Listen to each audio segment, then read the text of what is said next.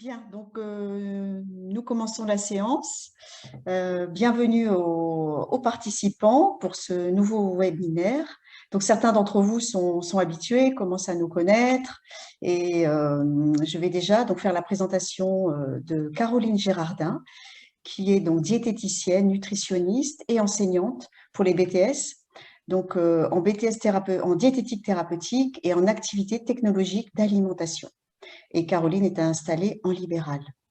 Voilà. Caroline, aujourd'hui, va vous donner un ensemble de conseils et d'astuces afin de bien vous préparer à l'examen pratique de cette fameuse épreuve qui s'appelle ATA, Activité technologique d'alimentation. Oui, avant de vous laisser la parole, Caroline, je vous annonce que nous préparons actuellement un ouvrage qui va s'intituler Techniques culinaires, qui paraîtra en début d'année 2022 dans la collection Mon BTS Diète. Je vous remercie, Caroline, et je vous laisse la parole. C'est à vous. Merci. Eh ben, merci beaucoup, Fabienne et Nathalie. Bonjour à tous. Et là, le but de ce webinaire, en fait, je voudrais que vous arriviez à arriver serein lors de l'épreuve, parce que c'est une épreuve qui est assez anxiogène, c'est un peu un marathon. C'est très minuté, il va falloir faire preuve de beaucoup d'organisation et puis beaucoup de méthode et de sang-froid. Donc, vous allez être dans une cuisine et vous allez avoir un examinateur qui va vous regarder, qui va noter vos points positifs, mais qui note également les points négatifs. Donc, n'ayez pas peur quand il prend le crayon. Et puis, cette épreuve fait aussi appel à beaucoup de connaissances. Il va falloir savoir croiser les connaissances que vous avez acquises en SDA, en sciences des aliments, et en diététique thérapeutique. Donc, en fait, dans votre casserole, vous mettez un peu de tout, d'accord ? Il faut vraiment beaucoup de connaissances. Et je vais vous expliquer un peu comment va se dérouler l'épreuve, ce qu'on va attendre de vous en tant qu'examinateur. Et puis un peu de méthodo pour que vous arriviez vraiment serein à cette épreuve. Donc, le déroulement de l'épreuve, je pense que tout le monde est au courant, ça dure 3 heures. Il y a une partie écrite et il y a une partie pratique. Donc, dans la partie écrite, vous avez à remplir des documents, dont le bon de commande et la fiche technique. Donc, vous aurez aussi votre sujet où on va vous donner un contexte. La plupart du temps, vous êtes en EHPAD ou en clinique de rééducation, ou bien parfois, ça peut être aussi en thalassothérapie. Et il va falloir adapter en fait des préparations qu'on va vous demander de faire au type de convives en fonction de leur pathologie, s'ils en ont, en fonction de leur âge, de leur taille, etc. Donc, c'est pour ça que ça fait appel aussi à la diététique thérapeutique. Donc, le barème de l'épreuve, c'est sur 50 points, d'accord ? La fiche technique, ne la négligez pas parce que c'est sur 6 à 7 points, ça dépend des années, puis ça dépend des sujets. Le bon de commande, c'est pareil, c'est sur 5-6 points environ, et la réalisation de la préparation, donc toute la partie pratique, ça va être sur 38 points. Donc, sincèrement, c'est pour vous dire que tout ce qui est à l'écrit, c'est franchement à ne pas négliger parce que vous pouvez facilement avoir une douzaine de points. Généralement, les élèves arrivent très bien à remplir le bon de commande. Donc, vous ne posez pas trop de questions là-dessus. Puis après, les fiches techniques, ça va dépendre du sujet. On peut vous demander des choses assez simples, mais après, on rentrera un peu plus dans le détail. Donc, tout ce qui est partie pratique, vous avez 5 points sur la présentation de votre plat. Donc, pensez à bien présenter, à mettre une petite touche personnelle. Ça peut vous rapporter 5 points très facilement, encore une fois. Vous avez aussi 12 points sur la dégustation. Alors ça, c'est des moyennes de points parce que ça peut varier en fonction des sujets. Vous avez 12 points sur la partie technique, donc la façon dont vous allez préparer, comment vous allez remuer votre béchamel, comment vous allez manipuler une gousse de vanille, comment vous allez l'ouvrir, etc. Vous avez 4 points sur la partie organisation et 5 points sur la partie hygiène. Donc surtout, voilà, pensez qu'il y a quand même des points qui peuvent être facilement gagnés et que c'est une épreuve qui peut paraître difficile, mais on peut quand même avoir une très bonne note. Enfin, en tout cas, un 13 ou un 14, c'est vraiment faisable, on en met pas mal. Alors après, le déroulement, le jour où vous recevez, je pense que là, tous les élèves qui sont en 2e année ont déjà reçu leur convocation. Lisez-la bien, ne vous trompez pas, entre le jour et l'heure, entre l'heure et le jour, ça arrive. Des élèves qui arrivent avec une journée de retard et pas à la bonne heure, qui confondent le 14 avec le 13h, ça on a déjà vu. J'ai eu un élève comme ça une année, donc ça paraît idiot, mais faites attention. Et puis, sur votre convocation, au recto, souvent, il y a des précisions sur le matériel que vous devez apporter. Parce qu'il y a certains centres d'examen qui ne vont pas vous prêter la balance. Donc, parfois, il y a la balance à apporter. Il faut que vous apportiez aussi des torchons. Alors, attention, hein, niveau hygiène, on ne mélange pas le torchon à main avec le torchon à vaisselle. Donc, apportez plusieurs torchons. Je te conseille toujours d'apporter 4 torchons, de préférence blancs, propres et repassés, ça fait bel effet. Donc ça sera toujours bien. C'est des petits conseils comme ça, mais finalement, ça compte dans l'hygiène. Hein. Si vous arrivez avec un torchon qui est taché, ça va pas le faire. Donc faites attention. Et puis, prenez-en toujours de rechange, parce qu'un torchon qui tombe par terre, vous ne vous en servez plus. C'est terminé. Si vous avez confondu votre torchon vaisselle avec votre torchon à main, pareil, hein, il faut changer de torchon, il faut prendre des propres. Alors, il y a beaucoup de centres d'examen qui vont vous donner du papier essuie-tout pour les mains. Donc, ça règle le problème.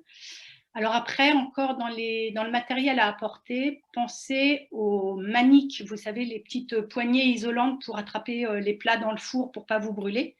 Ça, c'est une chose on ne va pas vous les prêter. Qu'est-ce qu'il faut apporter d'autre? Évidemment, votre trousse, hein, parce que pour la partie écrite. Pensez à prendre aussi un marqueur.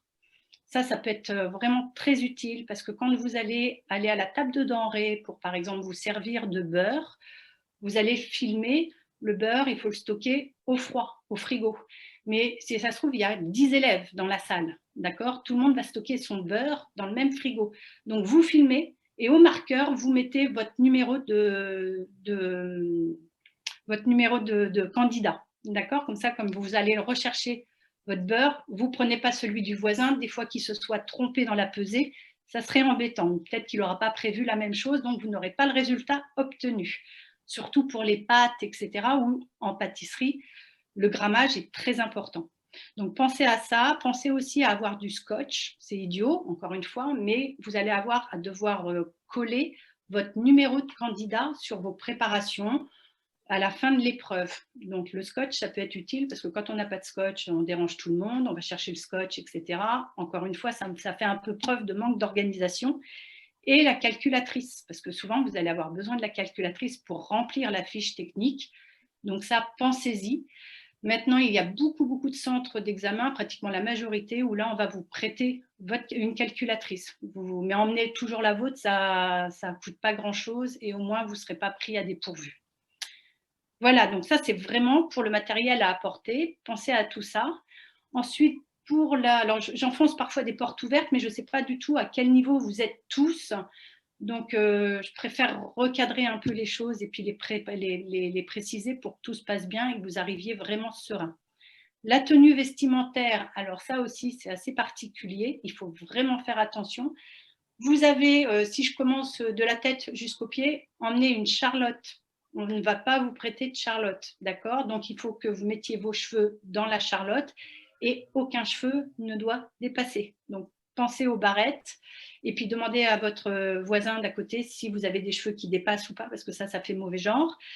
Ensuite, pas de bague. L'alliance est autorisée, est tolérée.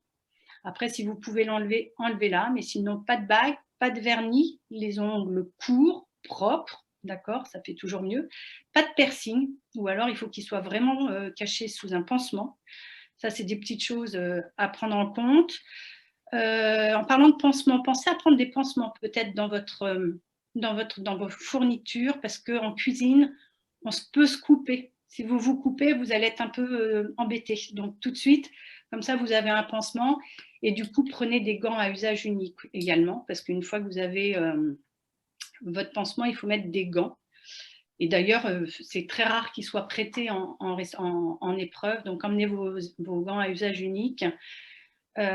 Sinon, pour niveau blouse, vous devez avoir une blouse blanche, normalement. Après, les blouses de couleur sont tolérées, mais blouse blanche, ça fait mieux. Ou alors veste de cuisine. La blouse doit descendre au niveau du genou. Si jamais elle ne descend pas au niveau du genou, si jamais c'est une veste de cuisine qui arrive à la taille, vous devez avoir un tablier. Les manches de la blouse doivent arriver aux 3/4 pour pas que ça trempe dans les préparations. Donc, soit vous avez des manches courtes et tout va bien. Si votre blouse a des manches longues, pensez à les retrousser. Voilà. Est-ce que niveau pantalon, alors le jean est autorisé, il n'y a pas de problème. Si vous avez un pantalon de cuisine, vous pouvez, mais en tout cas, ne prenez pas des pantalons larges ou des jupes ou des pantalons pas de def, parce que pour marcher, c'est quand même pas évident. Et puis au pied, si vous avez des chaussures de cuisine, c'est parfait. Après, vous pouvez très bien arriver avec des baskets, de préférence blanches et bien propres. Voilà, donc évitez aussi tout ce qui est signe qui pourrait rappeler que vous avez fait votre stage. Par exemple, sur la blouse, il y en a qui prennent les blouses des hôpitaux de Paris, donc il y a écrit APHP. Ça, on n'en veut pas. Il faut le cacher. Soit vous mettez un autocollant, mais il ne faut pas qu'il y ait de signe distinctif. On ne doit pas vous reconnaître. On ne doit pas savoir où vous avez fait votre stage. Voilà. Et puis après, donc ça, c'est vraiment pour la préparation. C'est vous qui faites les questions, Nathalie? Excusez-moi. Ouais. Voilà, je vous poserai les questions, mais j'attends peut-être un peu que vous avanciez. Et puis ensuite, je poserai les questions déjà qui sont posées par certains étudiants. Là, je vois déjà Thibaut et Clarisse, mais peut-être que vous avancez un petit peu. À vous de me dire. Sinon, j'ai des questions. On y va. On continue? Donc, après, dans la cuisine, toutes les cuisines sont grosso modo les mêmes. Vous avez bien entendu, alors la plupart du temps, vous allez partager votre cuisine avec un autre candidat. Donc, vous avez le droit de lui parler pour vous organiser en fonction à quel moment vous voulez allumer le four pour mettre vos préparations, parce qu'il faut un préchauffage du four. À quel moment vous allez utiliser les plaques de gaz, etc., ou d'induction ou électrique. Ça, on ne sait pas ce que ça va être, ça dépend du centre d'examen, mais en tout cas, vous avez le droit de communiquer uniquement pour ce genre de choses et je vous demande, pensez à demander la permission à votre examinateur, sinon vous risquez de vous faire toquer à ce sujet-là parce que normalement, vous n'avez pas le droit de discuter avec votre binôme. Donc ensuite, dans la cuisine, vous avez vraiment tout ce qu'il faut, il y a tout le matériel. On va vous expliquer où se trouve le matériel, que ce soit le presse-purée, le mixeur plongeur, etc. Si vous avez oublié en cours de temps, n'hésitez pas à redemander. Ça, il n'y a aucun problème. On sait très bien que ce n'est pas votre cuisine, que vous n'allez pas apprendre par cœur où se trouvent les ustensiles. Mais donc, n'hésitez pas à demander. Ensuite, vous, dans votre cuisine, vous avez bien entendu tout ce qui est couteau, tout ce qui est fourchette, cuillère, vous avez des planches à découper, vous avez des casseroles, des poêles, vous avez un autocuiseur, une cocotte minute sous pression, vous avez tout ce qu'il faut. Ça, généralement, c'est vraiment sous l'évier ou dans les rangements, mais ça, c'est vraiment à votre disposition. Chacun en a tout ce qu'il faut. Ce que vous allez aller chercher peut-être dans des placards un peu plus loin, ça va être tout ce qui est matériel de présentation ou mixeur plongeur ou des choses comme ça. Dans toutes les cuisines, vous avez des micro-ondes, donc n'hésitez pas à vous en servir. C'est quand même très facile pour faire les œufs en neige. C'est quand même beaucoup plus simple que de le faire sur l'eau bouillante, enfin l'eau frémissante. Ensuite, bien entendu, vous allez souvent avoir une étuve pour pouvoir maintenir à température vos préparations. Parce que je vous rappelle que toutes vos préparations à la fin de l'épreuve doivent être présentées telles qu'elles vont être amenées aux convives. Donc, il faut que ça soit à température avec la présentation. Et puis, souvent, vous allez avoir une cellule de refroidissement. Donc, ça, n'hésitez pas à vous en servir, mais faites attention, ça refroidit très vite. Donc, ne laissez pas non plus geler votre crème caramel ou je sais trop quoi. D'accord ? Il faut vraiment minuter le temps. Dans toutes les salles, il y a une horloge.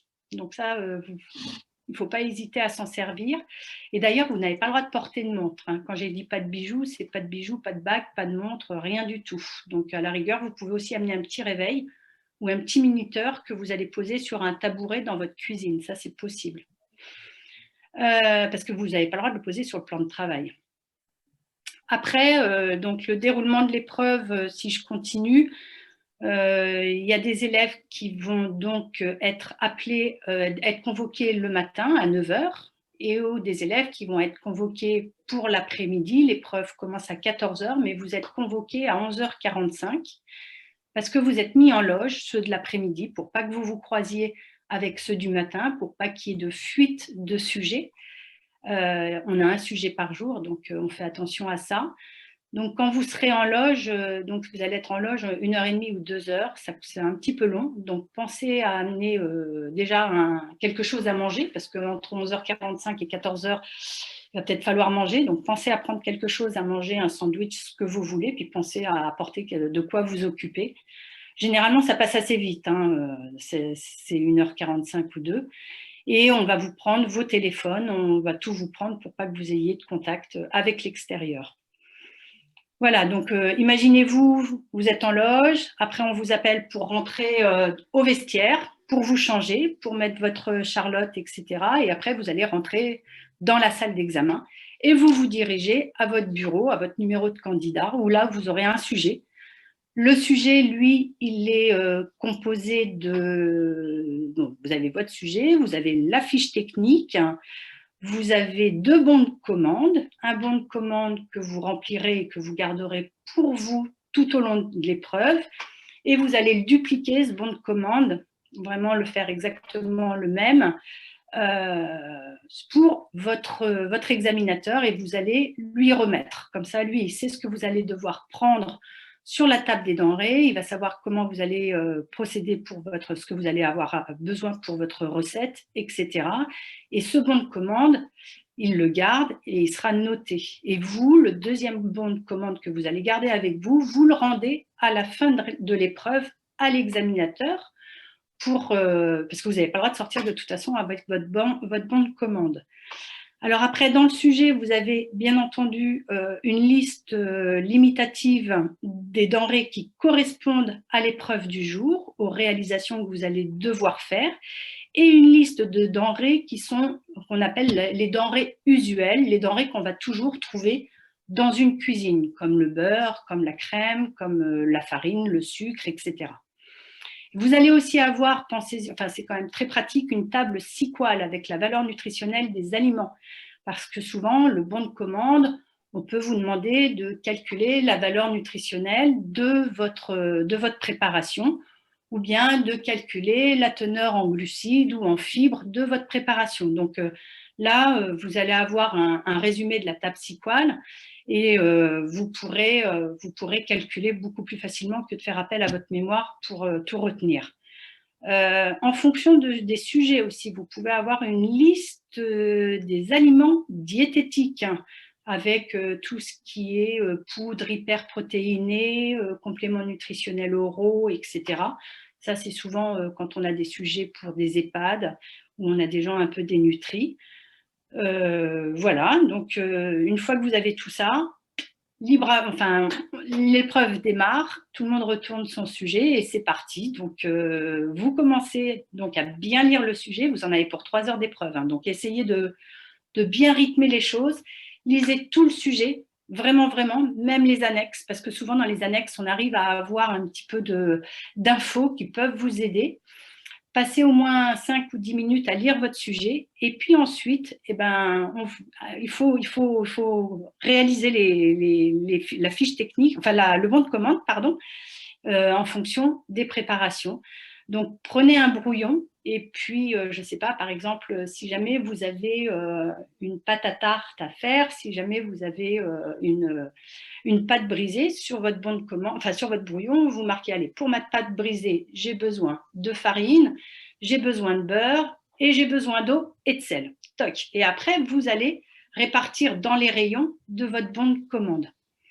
Alors, soignez bien votre bon de commande, parce qu'il y a des points pour la présentation du bon de commande. D'ailleurs, on peut peut-être mettre le bon de commande, du coup, pour voir si vous l'avez. Caroline, puis-je me permettre, avant d'attaquer, donc de parler du bon de commande, un peu plus en détail, je vais peut-être vous poser déjà les questions des étudiants. Ouais. Hein, voilà. Alors, je vais reprendre au tout début. Donc Thibaut me demande comment s'entraîner en conditions d'examen pour des étudiants qui sont candidats libres et qui ne peuvent travailler qu'à leur domicile pour s'entraîner. Pas de panique, Thibaut, parce que c'est le cas d'énormément de beaucoup de candidats, hein. Il y a beaucoup de candidats qui sont en candidat libre ou qui sont à distance, donc ils s'entraînent chez eux dans leur cuisine. Eh bien, vous vous prenez les annales, vous mettez sur une table, vous essayez de vous organiser, sur une table, vous mettez pas mal de denrées. Vous mettez une balance sur la table et puis après, vous essayez de réaliser votre épreuve en remplissant votre bon de commande, en allant chercher les denrées sur la table et puis en vous mettant en cuisine. Il n'y a que ça, hein, c'est l'entraînement. Et l'entraînement, normalement, sur les 2 années d'études, il faut se dire que c'est 4 heures par semaine. Donc, il faut essayer de se bloquer une matinée ou 4 heures dans l'après-midi pour pouvoir s'entraîner. Et s'entraîner avec les annales, maintenant, il faut passer aux annales. Hein. Vous n'avez plus qu'1 mois pour passer l'épreuve, puisque ça va être la dernière semaine de mai. Et du coup, il faut vraiment commencer à s'entraîner avec les annales. Voilà. Ok. Une question de Laetitia. Sur certaines convocations, il est écrit blouse plus pantalon de cuisine. Ah. Donc, est-ce que c'est utile d'avoir les deux? Bah, si c'est marqué sur la convocation, ouais, il faudrait vraiment essayer d'avoir les deux. À la rigueur, si vous avez un doute, vous pouvez toujours appeler le centre. Peut-être qu'ils seront un petit peu plus… parce que ça fait quand même encore des dépenses à faire. Un pantalon de cuisine, ça va vous servir une fois dans votre vie. Donc, après, vous voyez, donc rappelez le centre, savoir si c'est vraiment indispensable. Je ne prendrai pas le risque quand même, parce que c'est le jour de l'examen, ça fait 2 ans que vous travaillez, ça sera un peu embêtant de perdre quelques points là-dessus. Sinon, il faut essayer d'en trouver sur les plateformes là, de vente d'occasion. Il y a pas mal de gens sur le Bon Coin, sur Vinted, etc. Il y a quand même des gens qui vendent ce genre de choses. D'accord. Une autre question un petit peu pointue sur Ouais. la taille réglementaire des torchons à main et ceux pour la vaisselle. Ah, il n'y a pas de taille réglementaire. Pas de taille. Il faut des grands torchons, hein, du classique, mais prenez quand même des choses assez grandes parce que vous allez voir, vous allez en faire beaucoup de vaisselle. Donc, les torchons sont vite humides. Pour être efficace, c'est aussi pas mal. C'est pour ça que je dis toujours d'en avoir plusieurs. D'accord. Il faut qu'ils sèchent. Ouais. Mais il n'y a pas de taille réglementaire. Autre chose pour la balance. Est-ce qu'il faut une balance spécifique? Alors, non. Vous prenez… alors, la majorité des centres vous prêtent la balance, mais sinon, vous prenez une petite balance plate, toute simple, et il n'y a pas de souci là-dessus. Il faut essayer, si vous avez à acheter une balance, il y a des balances qui font les grammes, les centilitres, les décilitres. Donc ça peut être un peu utile. Mais voilà, mais sinon, il n'y a pas de souci. D'accord, ça fait gagner du temps. Une autre question concernant les fours. Est-ce qu'il y a 2 fours? Sinon, comment gérer le préchauffage à des températures différentes? Ah, alors non, vous n'avez qu'un seul four pour 2 personnes. Ça peut être délicat pour… déjà, vous allez avoir les mêmes températures parce que vous faites les mêmes préparations. Il y a un seul sujet. Donc, si on vous demande des choux à la crème, vous allez faire vos choux. Donc, la température est toujours la même. Et après, il faut quand même être en raccord pour pouvoir mettre en même temps. Parce que la pâte à choux, quand vous mettez vos choux, il faut que la température du four, il faut que le four soit très chaud. Il faut que ça soit à 200 degrés. Mais après, avant de retirer les choux, généralement, on baisse la température crescendo pour pas que les choux retombent d'un coup. Donc ça, il faut être à peu près, il faut être raccord pour les mettre en même temps. Mais sinon, n'importe comment, à partir du moment, si vous avez, je ne sais pas moi, un gâteau à la levure chimique, vous mettez votre four à 180. Et puis si jamais il y en a un qui met son gâteau une demi-heure avant, pas de problème. Vous ouvrez le four et vous mettez le vôtre et puis tout va bien. Mais dans l'hypothèse où il y a un plat salé, un plat salé à mettre au four et puis après un plat sucré, ça peut arriver? Non, parce qu'en fait, les sujets sont faits de telle sorte qu'il n'y ait pas de problème comme ça. Non, vous inquiétez pas là-dessus. Généralement, il y a le four pour une seule préparation, il n'y a pas le four pour les 2 préparations. Alors sinon, il y a aussi façon de s'organiser. Vous n'êtes pas obligé de faire les choses au four. Vous pouvez très bien les faire en cocotte ou en autocuiseur. Vous voyez, il y a des choses, on peut les faire en autocuiseur. Parce que là, il y a Laurence qui me dit, si on a 2 préparations type tarte aux poireaux et crème renversée, les températures sont différentes. Dans le devoir 2 du CNED, c'était le cas. Ouais. Oui, mais dans le devoir 2 du CNED, vous êtes seul chez vous et du coup, c'est pas toujours très… C'est pas la représentatif. Oui, alors c'est des recettes que vous allez avoir le jour du BTS, donc on vous fait travailler sur ces recettes-là. Mais après, généralement, ça passe. Et puis, il y a des choses que vous pouvez faire en autocuiseur. Les crèmes, vous pouvez les faire en autocuiseur. D'accord. Voilà. Et puis, Après, avec un peu de chance, si vous n'êtes pas dans des gros centres d'examen, il y a des élèves qui arrivent à être tout seuls ou toutes seules dans leur cuisine. Donc, libre à eux d'utiliser le four comme ils veulent. Voilà. D'accord. La table SQL, tout à l'heure, vous en avez parlé. On l'a bien au moment de l'examen. Oui, vous avez une table SQL qui est fournie avec le sujet. Il n'y a pas de souci. Quel que soit le sujet. Oui. Voilà, c'est une question de Nadia. D'accord. Alors, ensuite, je remonte. Laetitia me demande, est-ce que l'eau doit apparaître dans le bon de commande? Alors, l'eau est à disposition dans votre cuisine et elle doit apparaître dans le bon de commande et vous devez la prendre sur la table des denrées que lorsque c'est une quantité précise. Je m'explique.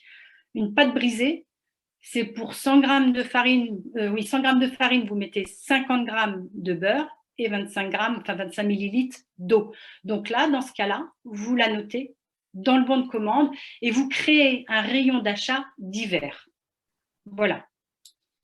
Et si jamais c'est juste de l'eau parce que vous avez un ragoût à faire, ça, il n'y a pas besoin de le noter sur le bon de commande et vous le prenez dans votre cuisine, tout simplement parce que vous ne connaissez pas l'épaisseur de la pièce de viande que vous allez mettre, ni la grandeur de votre cocotte ou de votre casserole. Et comme il faut que ça soit recouvert, ça, vous ne connaissez pas la quantité. Et là, vous vous servez dans un verre et vous au robinet et puis vous mettez. Voilà. D'accord, très bien. Après, j'ai une question un peu plus pratique concernant le tableau. Doit-on Ouais. mettre un grammage pour tout ce qui est oignon, échalote, persil, ail, etc. ou PM est autorisé? Et ben là, dans ces cas-là, on l'a sur le bon de commande. Alors, tout ce qui est, oui, pour les oignons, etc., vous mettez un grammage. Pour, il y avait quoi d'autre? Pour la farine, bon, tout ça, on met un grammage. Si vous prenez, par exemple, un bâton de cannelle, alors généralement, c'est en dessous de 5 grammes. Donc, vous mettez juste PM pour mémoire. Ou sinon, vous mettez une croix. Tout ce qui est inférieur à 5 grammes, vous mettez juste PM. Tout ce qui est supérieur, vous mettez les quantités nettes. Pour l'œuf, vous mettez un œuf en unité, ou vous mettez un demi-œuf, ou un jaune d'œuf, ou un blanc d'œuf. Pour l'oignon, l'ail, tout ça en grammes. Il y avait quoi d'autre comme Voilà, il y avait échalote, persil, ail, ce qui est très, très alors, léger en fait. Ouais, le persil, vous le mettez en brun. On prend le persil en brun et l'ail et l'oignon, tout ça en grammes. Et la gousse de vanille, vous la mettez en centimètres. Alors, on estime que c'est à peu près 1 centimètre par personne de gousse de vanille. Voilà. Prenez pas une gousse entière, parce que là, vous allez vous faire toquer sur le gaspillage. Et il y a des examinateurs qui sont très exigeants là-dessus, même pour le papier essuie-tout, pour le film étirable, etc. C'est pas open. Faut faire attention au gaspillage quand même. Voilà. D'accord. Autre question sur les tarifs des denrées alimentaires. Est-ce qu'elles sont données ou il faut les connaître? Les tarifs, oui. Ouais, il faut les connaître. Alors, je sais, bon, comme moi je suis prof, je le sais, mais sur le site du CNED, vous avez un tableau des tarifs, mais il faut connaître grosso modo. On n'est pas au centime près. Il faut savoir à peu près que des pâtes, ça va être 2 euros le kilo, que le beurre, c'est 6 à 7 euros le kilo, que le sucre en poudre, c'est 1,50 € le kilo. Et voilà, en fait, vous devez connaître le prix des denrées moyen. Après, si vous mettez le beurre à 7,50 €, personne ne vous en voudra, le kilo. Mais il faut quand même. Mais maintenant, si vous mettez le beurre à 15 € le kilo, là, ça va être compliqué. D'accord. Il faut rester, on a des fourchettes, même dans les grammages de vos recettes. Normalement, on va, par exemple, le sucre dans une préparation, dans un dessert, on compte 10 à 15 grammes par personne. Alors, si vous êtes à 5 grammes, ça ne sera pas assez. Si vous êtes à plus de 15 grammes, ça sera trop. Mais ça laisse quand même une petite fourchette. Très bien. Alors, autre chose, est-ce qu'il y a des recettes qui ne tombent jamais à l'examen? Oui, je vais vous les donner. Il y a la crème chantilly, c'est même pas la peine d'essayer, il fait trop chaud dans la pièce et puis généralement vous n'avez pas de crème fleurette. Il y a la pâte feuilletée qui ne tombera jamais, c'est trop compliqué à faire et c'est beaucoup trop long. Qu'est-ce qu'il y a d'autre qui ne tombe pas? La brioche, par exemple, ça tombe ou pas? Non, la brioche Laurence, ne tombera pas. non. Ça tombera pas, c'est pas possible. C'est trop compliqué, c'est trop long à faire. D'accord. Et voilà, après, qu'est-ce qui tombe pas? Enfin, il y a des choses qui tomberont pas, mais en revanche, on va vous demander des gâteaux, ça, on va vous en demander. À la levure chimique, ça, on peut vous demander. Donc, si on vous demande dans le sujet de réaliser un gâteau à la levure chimique, vous avez le choix de choisir, hein. Vous pouvez choisir un 4 quarts, vous pouvez choisir un gâteau marbré, vous pouvez choisir un cake, et puis libre à vous de l'aromatiser à ce que vous voulez. S'il n'y a pas de précision dans le sujet, vous faites ce que vous voulez. Ça peut être à la vanille, à la cannelle, aux zestes de citron, comme vous voulez. Voilà. D'accord. J'ai une question de tout à l'heure là de Clarisse qui me demandait, la marche en avant, c'est bien pour les légumes et les œufs? À la marche en avant, de toute façon, vous êtes obligé de respecter vraiment la marche en avant, d'accord? Donc, vous allez aller chercher vos denrées en table de cuisine, sur la table de denrées. On commence généralement du sale vers le propre, toujours. Après, si jamais vous voyez qu'il y a trop de monde au sale, tant pis, vous commencez par le propre, personne ne vous en voudra, mais de toute façon, c'est parce qu'il y a trop de monde dans la salle, donc on est obligé de… Il ne faut pas perdre de temps non plus. Mais pour les légumes, oui, vous prenez vos légumes, ils sont sales, donc à la table de denrées, et quand vous allez dans votre cuisine, vous séparez bien, vous vous faites un côté secteur propre, un côté secteur sale. Donc dans le secteur sale, vous allez mettre vos légumes et après, vous allez les préparer. Donc tous les légumes terreux se lavent 2 fois. Donc par exemple, la carotte, la pomme de terre, vous allez les laver une première fois. Ensuite, vous allez penser que pour un légume, vous avez 3 étapes, enfin 3 assiettes. Vous les lavez, une fois qu'ils sont lavés, vous les amenez sur votre plan de travail. Vous avez la planche à découper, vous les épluchez, vous les avec l'économe, etc. Vous les épluchez juste comme ça. Et ensuite, tac, 3e étape, vous les relavez, par exemple pour la carotte. Et après, une fois que c'est lavé, vous pouvez la couper en rondelles, vous pouvez la couper comme vous voulez. Mais oui, il faut vraiment respecter la marche en avant. Très bien. Et pour les œufs, attendez, parce que du coup, les œufs, c'est… Dites-vous que pour un œuf, il faut 3 ramequins. Donc, vous prenez votre œuf, on ne lave pas un œuf, sauf si vraiment vous voulez clarifier l'œuf avec la coquille, mais ce n'est pas très conseillé. Vous cassez votre œuf sur le premier ramequin et celui-ci ne servira pas en cuisine. Après, il est mis au lavage. Vous clarifiez votre œuf dans 2 ramequins différents. Vous mettez le jaune, vous mettez le blanc. Enfin, je trouve que c'est plus simple. Et puis, vous regardez la fraîcheur de l'œuf. Certains vont mettre le blanc et le jaune dans le même ramequin parce que la préparation ne nécessite pas de clarifier, mais du coup, vous sentez quand même, vous regardez votre œuf, vous devez vraiment voir si votre œuf est de bonne fraîcheur et surtout, vous ne cassez pas tous les œufs dans le même saladier. D'accord? C'est vraiment un saladier par œuf parce que si jamais il y en a un qui n'est pas bon, vous avez tous les autres à jeter avec. Ça va? Très bien. Oui, oui, effectivement. Je ne suis pas claire, n'hésitez pas. Ouais. C'était Laurence justement qui demandait quels étaient vos conseils pour casser les œufs, donc on a bien compris. Et elle rajoute, et jeter les coquilles. Oui. Alors, une fois que vous avez cassé l'œuf, la coquille, hop, poubelle directement. Ce n'est pas la peine de la poser sur le plan de travail parce qu'après, il faut encore nettoyer le plan de travail. Hein. Et vous lavez les mains parce que sur la coquille d'œuf, c'est porteur de salmonelle. Donc là, l'œuf, c'est quand même la denrée la plus dangereuse finalement en restauration collective. Donc, vous mettez votre œuf, la coquille à la poubelle, vous lavez les mains et vous repartez dans votre préparation. Voilà. D'accord. Alors justement, entre quel type d'aliments faut-il se laver les mains et quel est l'ordre exact, idéal pour la prise des denrées? Alors, la prise des denrées, l'ordre idéal, c'est de commencer par le sale pour aller vers le propre. Donc, le sale, c'est tout ce qui est boucherie, tout ce qui est légumes, etc. Puis après, vous allez du côté épicerie, farine, sucre en poudre, cannelle, épices, etc. Et puis après, l'ordre idéal en cuisine, vous faites ce que vous voulez, c'est en fonction de votre organisation, mais surtout, ne croisez pas les secteurs. C'est juste ce qu'on vous demande. C'est-à-dire que si vous êtes en train de préparer vos légumes, vous allez jusqu'au bout pour préparer vos légumes. Après, vous les mettez dans un bol et vous couvrez avec une assiette, le temps de vous en servir à la rigueur.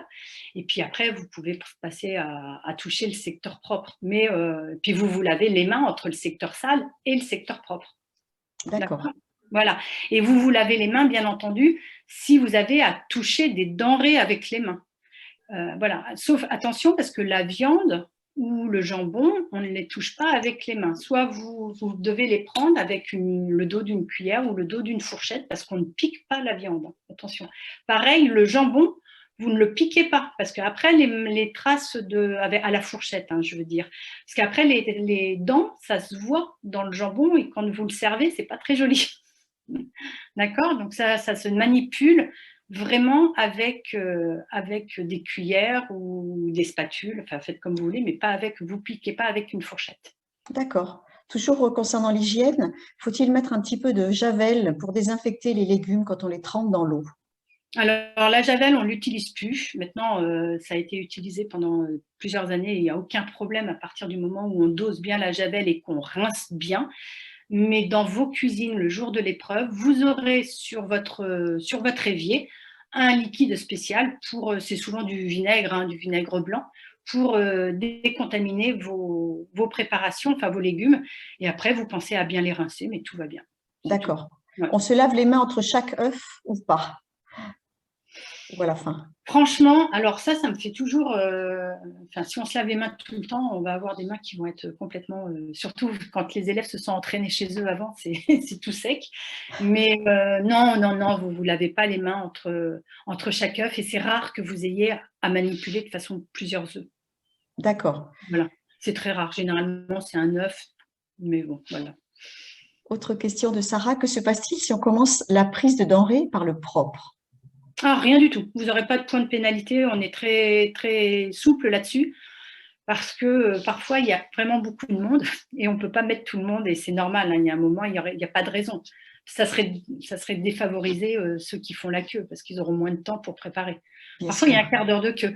Alors attention, hein, si vous voyez qu'il y a trop de queue, il y a trop de monde sur la prise des denrées, commencez à remplir votre fiche technique parce que votre fiche technique, vous avez toutes les preuves pour la rendre. Vous pouvez la rendre à la fin de l'épreuve. Donc finalement, au lieu de faire votre fiche technique plutôt vers la fin de l'épreuve, si jamais vraiment vous voyez qu'il y a trop de monde, prenez votre temps, faites votre fiche technique et puis après vous allez à la table des denrées un petit peu plus tard, 5 minutes après quand il y a un peu moins de monde. D'accord. Je vais poser une dernière question et puis ensuite je vais peut-être partager le document avec la fiche technique si vous le souhaitez, Caroline. Donc une dernière question de Laurence. Peut-on prendre un gant pour manipuler la viande, par exemple pour le parage? Ah oui, pour le parage, ça vous pouvez… non. Ouais, alors après, le gant, ça sera… On verra que vous faites attention. Mettez des gants si vous voulez, parce que peut-être parfois c'est un peu plus simple, mais normalement, vous devez vraiment le faire au couteau. Au couteau, vous prenez le couteau et la cuillère, par exemple, ou le dos de la fourchette, vous posez sur la viande pour la caler, et avec votre couteau, vous parez votre viande, donc vous enlevez le maximum de gras. Après, s'il reste un peu de gras, c'est pas grave, parce que finalement, ça peut augmenter les saveurs et ça va donner du goût à la viande et du goût à la préparation. Vous êtes aussi noté sur la dégustation, hein, c'est 12 points la dégustation, c'est pas rien sur 50 points. Donc si votre viande a du goût, pourquoi pas? Très bien. Donc, Caroline, je partage l'écran avec le fameux tableau. Ouais. Je me suis trompée. Mais généralement, les viandes, elles sont presque toutes pareilles. Hein. Enfin, c'est rare. Voilà, donc, hop.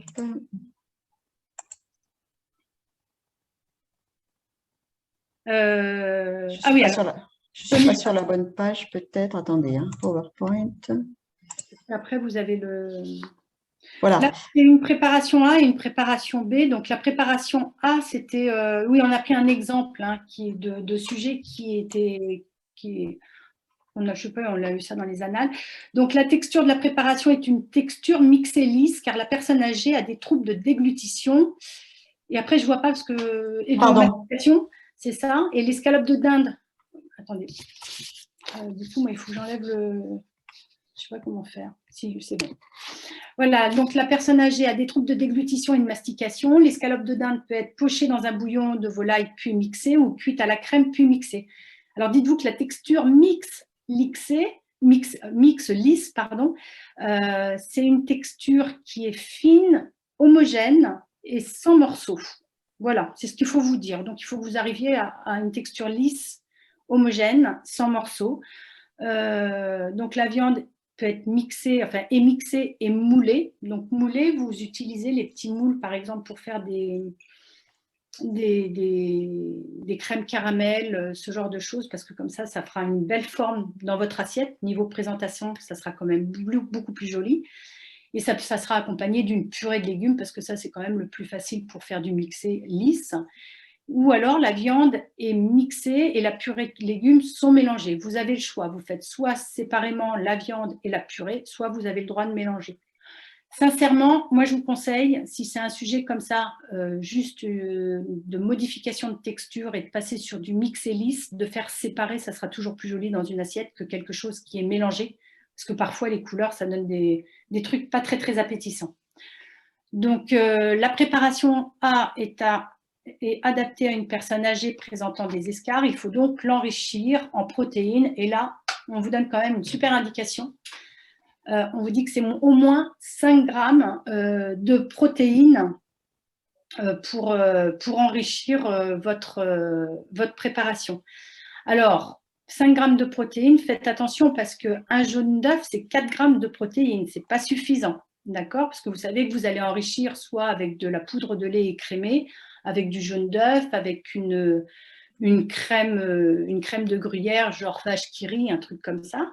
Ou ça peut être aussi enrichi avec du jambon, mais là, il faut quand même le mixer. Là, le plus simple, c'est quand même de la poudre de lait écrémée et un jaune d'œuf dans la purée.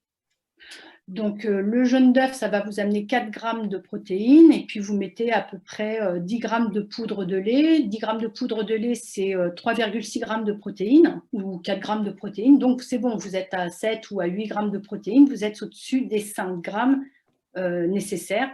Sinon, votre enrichissement, si vous n'avez pas les 5 grammes, ce n'est pas valable. Hein. Faites attention parce que là, vous avez, dans le sujet, c'était précisé, mais ce n'est pas toujours précisé. Voilà. Caroline, il nous reste que quelques minutes. Donc là, je vous présente le tableau. Là, Ouais. Du coup, ça va peut-être répondre à la première question, puisque là, on voit que on a l'œuf, par exemple, vous voyez, on compte un jaune. Le lait, on le compte en… Ben non, il n'y a pas beaucoup de… Le sel, alors je ne vois pas, c'est pareil, je ne vois pas tout en bas. Donc, quand vous avez en tout cas non, mais c'est pas grave. Quand vous avez en tout cas votre bon de commande, faites bien attention, commencez par le haut. Il faut toujours entourer les quantités qui sont demandées. Donc, soyez très méthodique. Hein. Dans votre bon de commande, vous commencez à entourer les quantités qu'on va vous demander, enfin que vous allez utiliser dans votre bon de commande. Si vous utilisez les grammes, les millilitres ou les unités, là, vous voyez que c'est en gras. Et vous, sur votre bon de commande, vous entourez. Ensuite, vous mettez toujours le régime. Donc là, la préparation A, c'est régime à texture mixte, lisse, pardon, j'y arrive pas. Et la préparation B, c'est régime à texture lisse, enrichi en protéines.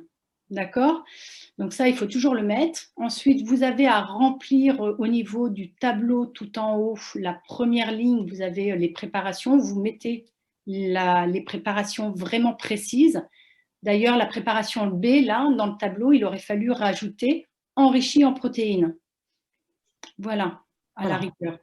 Et puis ensuite, pensez à mettre le nombre de convives. Donc, vous faites toujours pour une personne et parfois, ça peut être pour 2 personnes. Donc, il faut mettre 2 personnes dans la deuxième petite colonne. Et du coup, vos 80 grammes d'escalopes de dinde se transforment en 160 grammes d'escalopes de dinde. Si jamais il y avait eu 2 personnes pour la préparation A. D'accord? Caroline, nous allons conclure. Donc, je vais arrêter le partage du document. Voilà, je vous remercie. Donc, il y a encore quelques petites questions. Allez, la toute dernière. Doit-on goûter toutes les préparations? C'est conseillé. Et c'est vivement conseillé parce que vous allez pouvoir rectifier l'assaisonnement si ça ne va pas. Parce que le sel et le poivre sont à disposition. Hein, donc ça, franchement, vous allez pouvoir rectifier. Après, si vous ne voulez pas goûter, voilà, vous ne savez pas Très ce que bien. va donner votre préparation. Voilà. En tout cas, Caroline, je vous remercie pour cette séance. Je tenais à préciser donc à tous les participants que nous organisons un stage de révision, notamment avec vous, donc pour la partie activité technologique d'alimentation. Donc c'est une séance de 3 heures intensive et donc Caroline pourra répondre à toutes vos questions pour cette épreuve. Donc, vous pouvez vous inscrire. On va vous envoyer un petit mail récapitulatif avec le lien si vous souhaitez prolonger cette séance.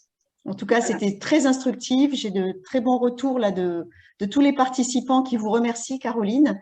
Bah, de rien, mais stressez pas. Y allez-y, faites-vous 3 grandes inspirations et expirations, histoire de déstresser. Faites-vous confiance, allez-y et ne regardez pas le voisin parce que lui, vous ne le connaissez pas, il va peut-être se tromper. D'accord? Si Fabienne, peut-être que Fabienne veut compléter. Alors oui, je voulais vous remercier, Nathalie, pour cette animation et Caroline pour cette intervention avec des milliers d'informations. Vraiment, les élèves, je pense qu'ils ont été, voilà, ils ont dévoré vos paroles et avec beaucoup d'intérêt, j'imagine. Je les vois, j'ai suivi effectivement toutes leurs questions. Ils sont très impliqués et très soucieux de bien faire. C'est très plaisant pour nous aussi qui Ouais. organisons ça. Alors bien sûr, en conclusion, ils disent merci et puis ils disent aussi c'est trop court, c'est bénéfique mais c'est trop court. Alors oui, voilà, on vous offre ça, c'est déjà un petit plus pour vos révisions. Maintenant, effectivement, il y a la possibilité d'aller un peu plus loin avec les stages et on espère vous retrouver avec Caroline Gérardin pour les stages du mois de mai. Je crois, j'ai plus en Oui, tête les dates, mais sur notre site, vous aurez les informations et puis on vous les remettra par mail. Vous avez pour ces stages en plus une offre privilégiée, je crois, pour tous ceux qui ont assisté à ce webinaire. Voilà, bah, écoutez, merci beaucoup. Et puis, je laisse peut-être à Caroline Gérardin le mot de la fin pour le dernier conseil. Je vous dis, c'est très difficile de donner tous les conseils en si peu de temps, parce que c'est quand même 2 années d'études avec 4 heures par semaine d'entraînement intensif quand même. Donc, en très peu de temps, je ne peux pas tout donner comme info. Mais en tout cas, sincèrement, c'est une épreuve où vous pouvez avoir de bonnes notes, mais faites-vous confiance, entraînez-vous. Et maintenant, entraînez-vous avec les annales. D'accord? Ça, c'est important parce que les sujets sont très redondants. On vous demandera toujours les mêmes préparations à adapter à d'autres convives, mais ça sera toujours les mêmes préparations à faire. Et ben, bonne chance à tous et puis j'espère vous retrouver pour le stage de révision. Voilà, à bientôt. à bientôt. Merci beaucoup à tous.